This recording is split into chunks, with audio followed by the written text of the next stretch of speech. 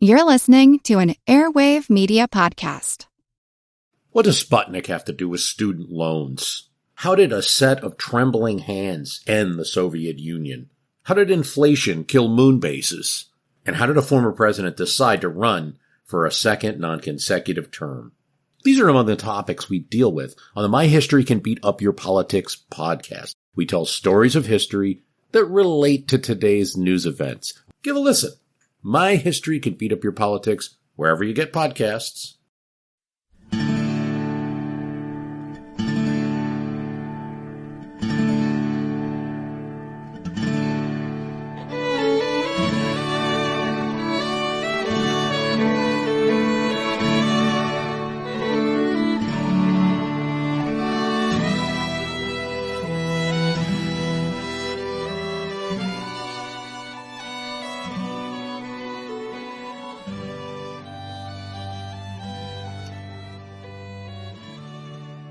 Hey everyone, welcome to episode 279 of our Civil War podcast. My name is Rich. And I'm Tracy. Hello y'all. Thanks for tuning into the podcast. As we get started with this show, we just wanted to point out that with regard to these first several episodes in the Vicksburg story arc, because we're covering the background to the campaign, well, as you may have realized, we've actually already talked about many of these events either in the regular episodes of the podcast or in members episodes. Right. For example, we used some members episodes to talk about the fall of New Orleans, the Battle of the Rams at Memphis, and the short but dramatic career of the CSS Arkansas. And then with this show that you're listening to, we'll talk a bit about Iuka and Corinth once again, but we've actually already covered those battles in much more detail in some regular cast. So all of that's to say that if you'd like to, you can always go back and listen to those shows once again. And if you're a part of the Strawfoot Brigade, then of course you can check out those members episodes anytime. All right, so we just wanted to remind y'all about that. But now, as we get back to the business at hand and continue setting the stage for the Vicksburg Campaign, we're going to turn our attention to Ulysses S. Grant. When Henry Halleck was called to Washington in the summer of 1862 to take the job of General-in-Chief of the Union's armies, he divided his department, placing Major General Ulysses S. Grant in command of the District of West Tennessee on the east side of the Mississippi River, and leaving Samuel Curtis in charge of the Department of Missouri on the west side of the Great River. Grant should be a familiar figure to y'all by now, since by this point we've talked about him many times before on the podcast. But he was a West Point graduate and Mexican War veteran who had resigned from the Army in 1854 because he disliked being separated from his family. He hadn't prospered in civilian life, to put it mildly, and was working at his father's leather goods store in Galena, Illinois, when the Civil War broke out. The Union needed men with military experience, and Grant soon found himself back in a blue uniform. He demonstrated a strong, aggressive streak that resulted in the capture of Forts Henry and Donelson, the first great federal military triumph of the war. Grant was surprised and nearly defeated at Shiloh, which temporarily left him under a cloud, at least with Halleck. But nevertheless, Grant's accomplishments brought him to the attention of Abraham Lincoln. With Halleck's departure, Grant's new command, the District of West Tennessee, encompassed the southern tip of Illinois, all of Kentucky and Tennessee between the Mississippi and Tennessee rivers, and a swath of northern Mississippi.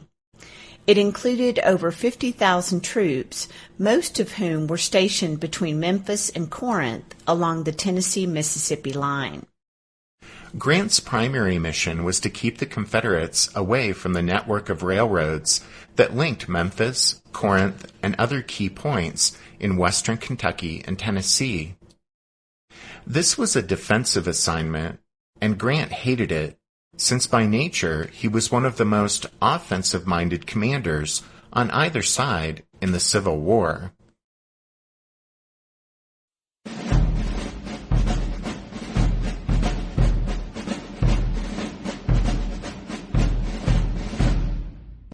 Grant's Confederate counterpart was the equally offensive-minded Earl Van Dorn, who commanded the Department of Mississippi and East Louisiana from his headquarters in Vicksburg. In September 1862, rebel generals Kirby Smith and Braxton Bragg launched a major counteroffensive up into Kentucky. Bragg asked Van Dorn to keep Grant busy so that Grant wouldn't be able to send reinforcements to the Federal forces that would be opposing the Confederate invasion of Kentucky. Van Dorn was only too happy to oblige. He hoped not merely to distract Grant, but also to recover the vital rail junction at Corinth and drive the Yankees out of northern Mississippi altogether. And so Van Dorn led about 6,000 men north from Vicksburg to rendezvous with Sterling Price's 17,000 rebel troops in the northeast corner of the state. Sensing an opportunity and believing that in this instance a good defense was a strong offense, Grant struck before the Confederates could join forces. He attempted to trap Price with a two-pronged attack. On September 19, 1862, William Rosecrans and 9,000 Federal troops hit Price at Iuka, 25 miles east of Corinth. Grant accompanied Edward Ord, who with 8,000 additional Union soldiers was poised to strike Price's rear while he was engaged with Rosecrans. But because of an atmospheric phenomenon called an acoustic shadow, Grant and Ord failed to hear the roar of battle only a few miles away, and so they didn't attack Price. The Confederates thus were able to slip away after a few hours of hard fighting, and Price eventually linked up with Van Dorn near Tupelo. Losses at Iuka were about 1,560 men killed, wounded, or missing on the Confederate side, and 825 casualties on the Federal side. Grant was certain that Van Dorn and Price, now that they had joined forces, would make an attack somewhere in an attempt to turn the tables on the Federals in northern Mississippi and southwestern Tennessee, and Van Dorn didn't disappoint. The rebel generals moved north from Tupelo toward the rail junction at Corinth with 22,000 men. Grant rushed Rosecrans back from Iuka and poured in reinforcements until the Union garrison at Corinth totaled 23,000 men. Rosecrans strengthened and improved upon the extensive earthwork fortifications thrown up by the rebels earlier in the year when they had held the place. Unaware of these preparations, Van Dorn swung around to the northwest side of town, hoping that an attack from that direction would take the Federals by surprise. On October 3rd, the Confederates assaulted the outer line of earthworks. After hours of fierce fighting, they drove the Federal defenders back to the inner line of fortifications, which the rebels didn't know existed. The next day, the Confederates resumed their attack, but were eventually repulsed with terrible losses. Van Dorn's army lost more than 4,800 men killed, wounded, or missing, a casualty rate of over 20%. Rosecrans' force fought from behind earthworks much of the time, but still suffered over 2,300 casualties.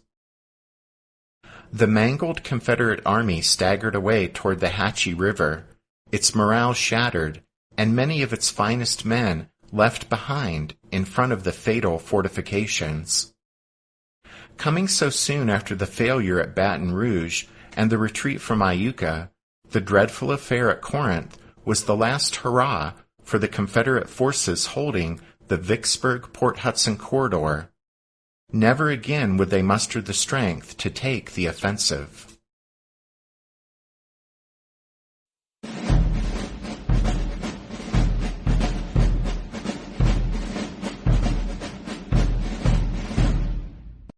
Van Dorn's defeat in northern Mississippi was overshadowed by the even greater Confederate failure in Kentucky, where Bragg and Kirby Smith failed to coordinate their efforts. Following a confused and costly battle at Perryville on October 8th, Bragg abandoned Kentucky and withdrew to south-central Tennessee. The rebels regrouped at Murfreesboro, while Union forces returned to Nashville. After 6 weeks of immense effort on the part of the Confederates, the strategic situation in the West was essentially unchanged. The only high-ranking officers on either side who emerged from these operations with their reputations enhanced, or at least intact, were Rosecrans and Grant.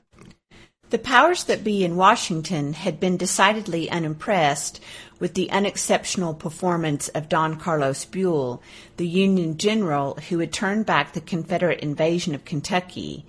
And so in late October 1862, Halleck removed Buell and placed Rosecrans in charge of the Department of the Cumberland.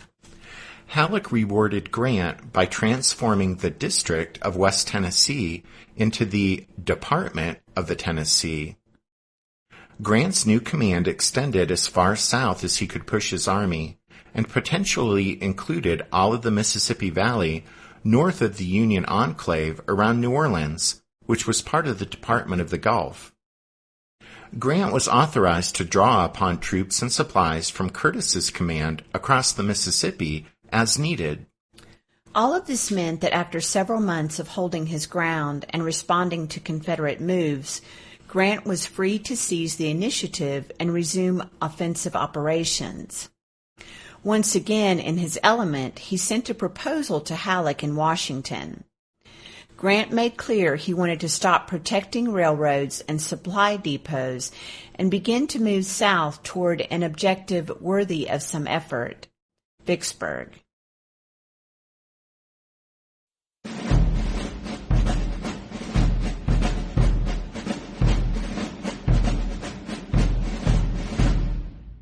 Did archaeologists discover Noah's Ark? Is the rapture coming as soon as the Euphrates River dries up? Does the Bible condemn abortion? Don't you wish you had a trustworthy academic resource to help make sense of all of this?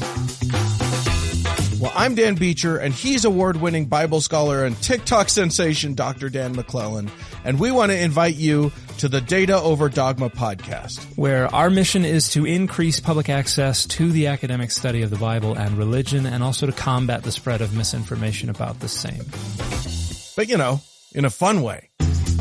Every week we tackle fascinating topics, we go back to source materials in their original languages, and we interview top scholars in the field. So whether you're a devout believer, or you're just interested in a clear-eyed, deeply informed look at one of the most influential books of all time, we think you're going to love the Data Over Dogma podcast, wherever you subscribe to awesome shows. What's something you learned in history class that you feel wasn't the whole truth? Better yet, what's something you didn't learn at all that was omitted completely? That's what I'd like to call redacted history. I believe that all history, no matter how good or bad, needs to be told. There are wars, massacres, battles, and entire historical events that are just not in our school's history books. Have you ever heard of Mary Bowser? I didn't think so. My name is Andre White, the host of the Redacted History Podcast, the place where history's forgotten events, heroes, and villains get their story told, one episode at a time. So come huddle around the campfire with me and get ready to hear the stories that you were robbed of. And get comfortable. We're going to be here a while. The Redacted History Podcast. Real history never dies. Stream the Redacted History Podcast on Apple Podcasts, Spotify, or wherever else you get your podcasts. Grant's plan was simplicity itself. His Army of the Tennessee would advance south along the line of the Mississippi Central Railroad toward the state capital of Jackson, 40 miles east of Vicksburg. The Southern Railroad of Mississippi, the vital east-west rail line that linked Vicksburg with the rest of the Confederacy, also passed through Jackson. Grant believed that the state capital's capture would compel the rebels to evacuate Vicksburg, just as federal inland advances earlier in the year had outflanked and forced the evacuation of other Confederate posts over along the Mississippi River, like Columbus, Kentucky, and Fort Pillow, north of Memphis. There were one or two worrisome aspects to Grant's plan, though. For instance, an overland route required the Army of the Tennessee to cross several substantial rivers that flowed west to the Mississippi, notably the Tallahatchie and Yallabusha. Each was a natural obstacle and a potential moat behind which Confederate forces could dig in. Perhaps of even greater concern was the certainty that the rebels would destroy the Mississippi Central Railroad as they fell back southward, forcing Grant's army to rebuild the track every step of the way. If the Confederates were thorough and tenacious, the Federal advance toward Jackson would be slow and costly. It should be noted that by advancing deep into enemy territory on a narrow front, that is, down a single railroad, with two vulnerable flanks, Grant would depart dramatically from his previous experience in the war, when he had quickly transported his troops by water at Belmont, Forts Henry and Donelson, and Pittsburgh Landing. If Grant underestimated the hazards of undertaking a major, sustained offensive deep into enemy territory while dependent entirely on a single railroad for logistical support, he can be forgiven for this miscalculation, since he had no precedent to rely upon. After all, up to this point in the war, no one had tried something like this. Grant also apparently thought that the Confederates were so demoralized by their recent setbacks that his forces could push down the Mississippi Central without much resistance. And so, hoping for the best, but preparing for the worst, Grant directed that working parties be established to repair the tracks and to rebuild bridges and culverts. He also prepared to detach troops to guard every water tank, wood yard, and supply depot. Meanwhile, the Confederates were making changes of their own. Van Dorn's costly blunders at Pea Ridge and Corinth, coupled with political missteps and a scandalous personal life, finally proved too much even for his old friend Jefferson Davis. In October, the Confederate president removed Van Dorn from departmental command and replaced him with 48-year-old John C. Pemberton, whose most recent assignment had been command of the Department of South Carolina and Georgia. Newly promoted to lieutenant general, Pemberton hurried west and assumed command of the Department of Mississippi and East Louisiana.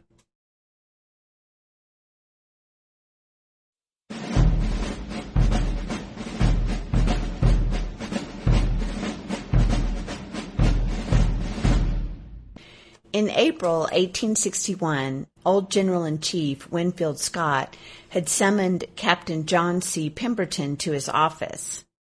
Pemberton had just submitted his resignation, and Scott wanted to talk him out of it. Scott held high hopes Pemberton would remain loyal to the Union because he was a native Pennsylvanian.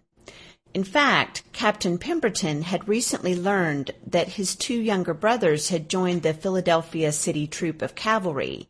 His mother wondered why John didn't return home and do the same. But Pemberton faced strong opposing pulls. He had received a letter from his Virginia-born wife in which she wrote, "My darling husband, why are you not with us? Why do you stay? Jeff Davis has a post ready for you." And so Pemberton weighed the wishes of his family and Winfield Scott against his wife's pleas and his own sense of duty. In the end, he went south. That Pemberton had a strong sense of duty would have probably surprised his former instructors at West Point. While there, the high-spirited young man skated on the edge of academic dismissal, showing a greater ability to accumulate demerits than to comprehend descriptive geometry. One too many drinking bouts almost led to his expulsion, but he managed to graduate 27th out of a class of 50. He received a commission in the artillery. During the war against Mexico, the young officer exhibited a surpassing respect for adhering to orders. When written orders specified that none of the junior officers should ride horses while accompanying the troops on the march, the officers who were not used to walking became footsore. Such was their discomfort that almost everyone received verbal permission to remount. One officer who did so recalled that, quote, Pemberton alone said no, he would walk, as the written order was still extant not to ride. End quote.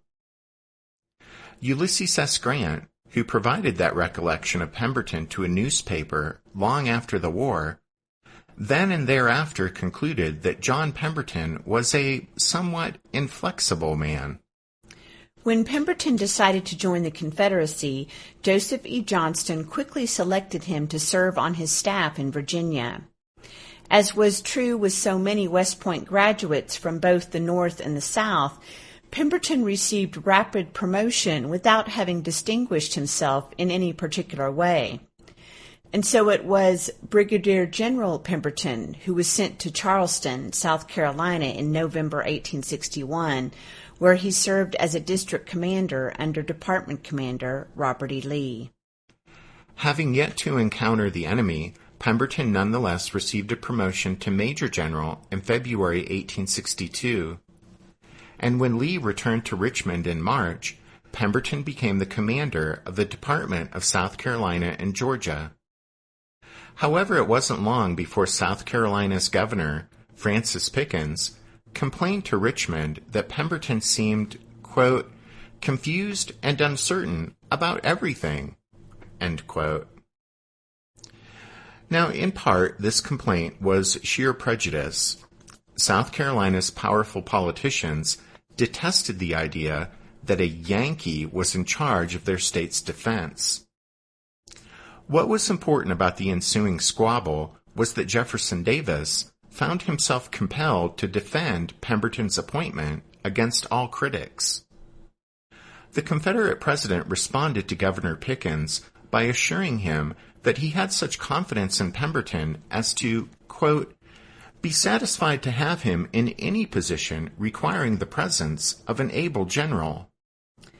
11 days later, Davis elaborated in another letter to Pickens. That was because during a long personal interview, Pemberton had provided Davis with, quote, unquote, a full exposition on the subject of coastal defense. Jefferson Davis admired a man who had mastery of detail, seeing in such an officer a kindred spirit. And so the Confederate president explained to Pickens that the defense of Charleston required an officer experienced in infantry and artillery service and acquainted with engineering. In Davis's view, Pemberton's education and service had given him the, quote, requisite knowledge. But, as had been the case in Virginia, throughout his tenure in Charleston, Pemberton did nothing to distinguish himself. In fact, in June 1862, during the Battle of Secessionville, the one significant clash that took place during his time in command, Pemberton preferred to remain in the rear, supervising the action indirectly. However, after Jefferson Davis asserted that something was so, he was extremely unlikely to reverse himself, and so it was with Pemberton. Then and thereafter, for the rest of his life, Davis found no important fault with John Pemberton. Still, the grumbling and complaints emanating from South Carolina were becoming harder to ignore. Governor Pickens wanted P.G.T. Beauregard, the hero of Fort Sumter, to defend Charleston. Beauregard had been relieved by Davis after he had left the Western Army, supposedly for health reasons, but without permission, after he lost Corinth to the Yankees. There was bad blood between Davis and Beauregard going back to the Battle of First Manassas, and Davis would have preferred to leave the general on the shelf, but appointing Beauregard to command Charleston's defenses was better than having to give him another army in the field. So in August 1862, Davis appointed him to replace Pemberton. Pemberton kicked around Richmond for a while, but then when Davis decided it was time to replace Van Dorn out at Vicksburg, he sent Pemberton. Davis assured Mississippi's governor that Pemberton was, quote, an officer of great merit, end quote. However, to command effectively in Mississippi, Pemberton required seniority. And so Davis nominated, and the Confederate Senate confirmed Pemberton for the rank of lieutenant general. John Pemberton had indeed enjoyed a meteoric rise. During the war's early years, other officers experienced similar ascents, but these usually came about after some experience leading troops in combat in the field. However, thus far during the Civil War, Pemberton had neither directly commanded men in battle, nor had he participated in a campaign. But now, nevertheless, he held one of the most important departmental commands in the Confederacy, and the mandate to defend all of the state of Mississippi, and also Louisiana, east of the Mississippi River.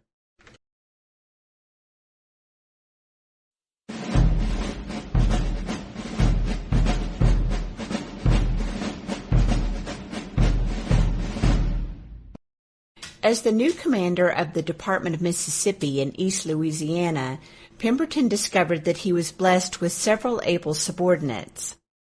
Foremost among them was Brigadier General Martin Smith, a West Point graduate and Mexican War veteran. Smith, a military engineer, had been sent to Vicksburg the previous May to take charge of constructing defensive works there.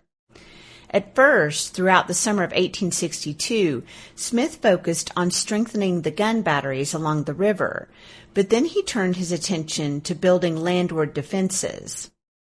He reasoned that because the Union Navy had failed to take Vicksburg, then the next effort would be made by the enemy army. Smith assigned Major Samuel Lockett, another capable military engineer, the task of constructing a semicircular line of earthworks around Vicksburg. Lockett certainly had his job cut out for him. The terrain was unbelievably rugged, with hillsides covered by dense forests, and ravines choked with cane brakes. Lockett labored for weeks to simply gain some understanding of how best to construct a line of defensive works around Vicksburg's landward approaches. The base of the escarpment on the east bank of the Mississippi is limestone, but the bluffs above are composed of a fine yellowish soil called loess that erodes in such a way as to produce a maze of steep, narrow ridges and deep, twisting gullies. The resulting terrain has no apparent pattern, but is simply a jumble of high and low ground. Lockett said that, quote, "No greater topographical puzzle was ever presented to an engineer." Lockett eventually plotted an irregular line of earthworks that wrung every possible tactical advantage out of the dizzying landscape. Construction commenced in September 1862 and was well underway when Pemberton arrived on the scene. Picks and shovels were in short supply, but because less is soft, the work progressed steadily. Hired or impressed slaves provided most of the manpower.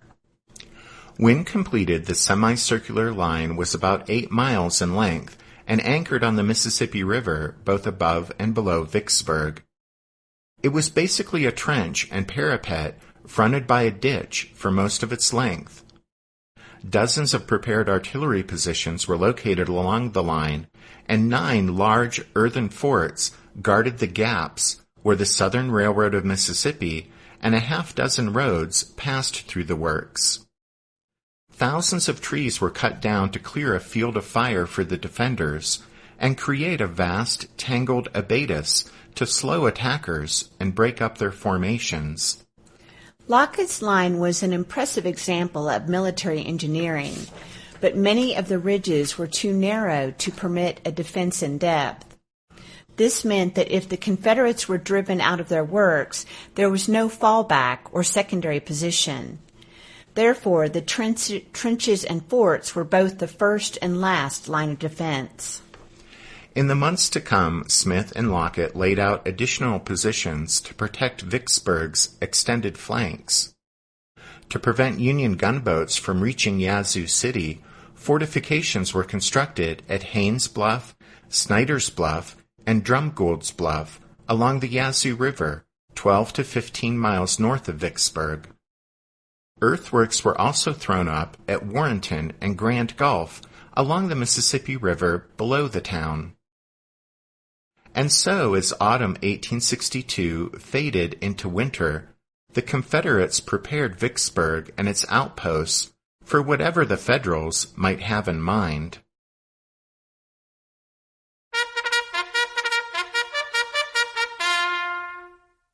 That means it's time for this episode's book recommendation. And our recommendation this time is Pemberton, a Biography by Michael B. Ballard. This is a well-written book about a controversial figure. There's really not much out there regarding Pemberton as far as book-length studies, so this biography by Ballard provides a much-appreciated look at the man who played a pivotal role in one of the Civil War's most important campaigns.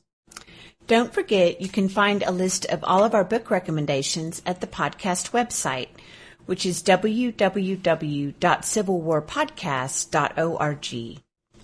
And then, as of this past Friday, with regard to all of the membership episodes and stuff, we're officially, completely moved over to Patreon. We want to give a shout out and a big thank you to the newest members of the Strawfoot Brigade who have signed on to support the podcast over at patreon.com/Civil War Podcast. And that would be Kyron, Brecken, Patrick, and John. And Tom, Brian, Brad, Connie, and Ben W. And Ben N., Michael, Richard, and Dennis. We also want to thank Randall C. for his donation to the podcast this past week.